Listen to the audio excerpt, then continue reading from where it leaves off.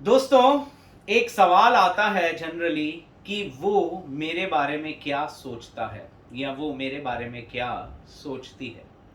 Tarot cards में शायद सबसे ज़्यादा पूछे जाने वाला यह सवाल है।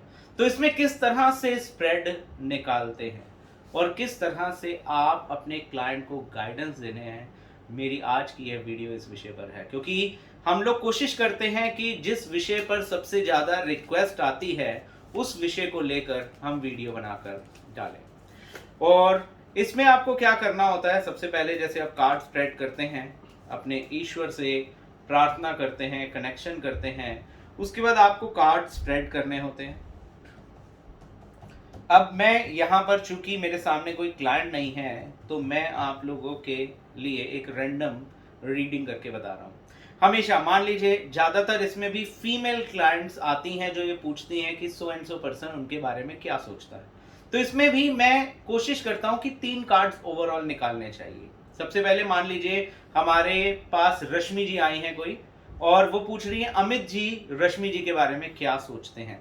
तो आपको एक कार्ड इसी पर्पस के लिए निकलवाना चाहिए कि अमित जी रश्मि जी के लिए क्या सोचते हैं। ये कार्ड हो गया।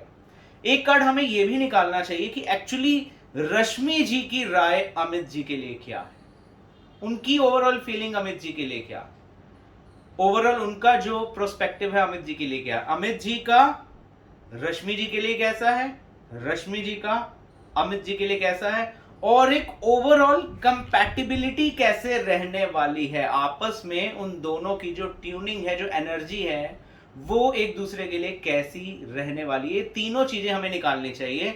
ये आपको हमेशा ज्यादा क्लाइंट के बारे में जानने में मदद करेगी। तो सबसे पहला सवाल था कि अमित जी रश्मि जी के बारे में क्या सोचते हैं। उसके लिए आया है दी एम्परर का कार्ड। उसके बाद रश्मि जी अमित जी के लिए क्या सोचती हैं, आया है एस ऑफ स्वॉर्ड्स का कार्ड। इसके बाद तीसरी चीज आती है दोनों की कंपैटिबिलिटी कैसी रहेगी, तो इसमें आया है 10 ऑफ कप्स का कार्ड। तो ये तीनों के तीनों कार्ड्स यहां पर निकल आए। अब बात आती है अमित जी रश्मि जी के बारे में, वो मेरे बारे में क्या सोचता है। अब आया है यहां पर किंग का कार्ड, दी एम्परर। अब हमें ये समझना है कि ये जो एम्परर का कार्ड है, अमित जी ये सोचते हैं कि ये जो रश्मि जी हैं, ये एकदम रूलिंग पर्सनैलिटी वाली हैं। वो अपने घर में कहीं ना कहीं राज कर रही हैं जहां वो अभी हैं। दूसरी चीज, अगर वो मैरिड भी हैं, आपके पास मैरिड कपल भी आ सकता है, तो रश्मि जी हो सकता है अमित जी की वाइफ हो, तो भी अमित जी यही सोचते हैं कि जो रश्मि जी हैं उनको बिल्कुल राज मिला हुआ है। दूसरी बात, रश्मि जी को खूब सारी अथॉरिटीज भी मिली हुई हैं और रश्मि जी कहीं ना कहीं उनके लिए लकी भी हैं, और वो अपने जीवन में भी कहीं ना कहीं लकी हैं, ऐसा उनका सोचना है। अमित जी का ऐसा सोचना है रश्मि जी के बारे में। अगर वो अमित जी रश्मि जी को अपनी अर्धांगिनी भी बनाते हैं, मीन्स अभी अगर मैरिड नहीं है और वो मैरिज करना भी चाहते हैं, तो डेफिनेटली अमित जी रश्मि जी को राज करवाएंगे।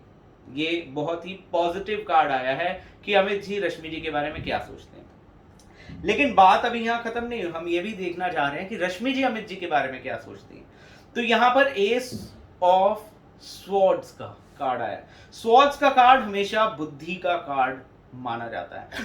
तो हमेशा जो फीमेल होती है ना, अपने से ज्यादा इंटेलिजेंट व्यक्ति को एज अ हस्बैंड या एज अ स्पाउस पाना चाहती हैं। तो ये कार्ड रिप्रेजेंट करता है कि रश्मि जी ये मानती हैं कि अमित जी बिल्कुल दिमाग के धनी हैं, बहुत ज्यादा इंटेलिजेंट है, और वो डेफिनेटली खूब राइज करने वाले हैं, ऐसा रश्मि जी का पूर्ण विश्वास है अमित जी पर। यहां पर देखेंगे तो यहां ये जो पूरा सहरा टाइप बना हुआ है, तो रश्मि जी की भी प्योर इंटेंशन है, अगर शादी नहीं हुई है तो रश्मि जी चाहती है कि अमित जी से शादी हो जाए। अगर मैरिड भी है तो वो अमित जी को एज अ हस्बैंड पाकर खुश है, ये कार्ड ऐसा बताता है।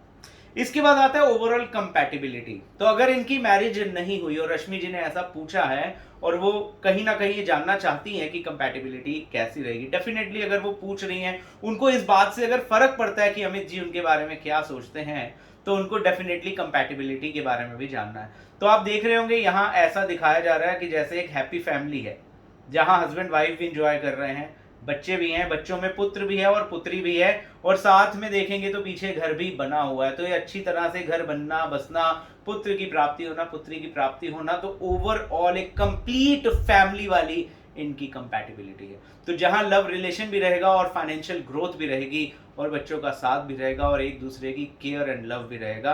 तो ये 3 कार्ड इस तरह से हमने निकाले और इन्होंने इस तरह से इंटरप्रेट किया।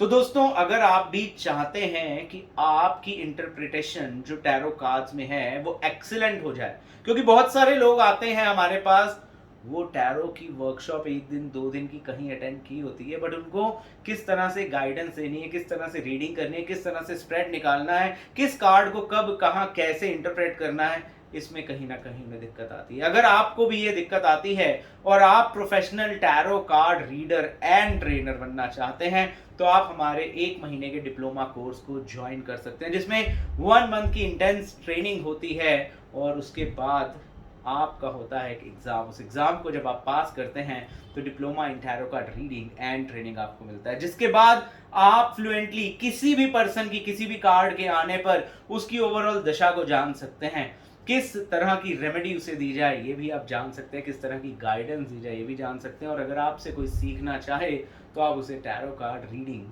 सिखा भी सकते हैं। तो दोस्तों, मैं जगमोहन सचदेवा इतनी जानकारी के साथ आप सबसे विदा लेता हूं। नमस्कार।